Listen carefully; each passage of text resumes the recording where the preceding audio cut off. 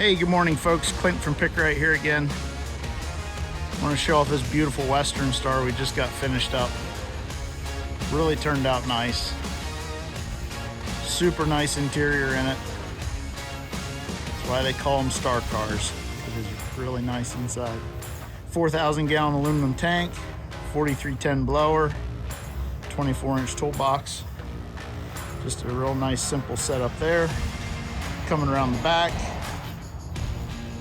sight tube, heated jackets, and our tool tray bumper. Keep all the dirt back here instead of up in the tray. Strobe light up top. Coming around the passenger side, 36-inch box. Air pressure water tank, hose reel, cleanup. Just wanted to show this truck off. It turned out really nice. Just a good, clean, go to work residential septic truck. If we can help in any way, give us a call. Have a great day.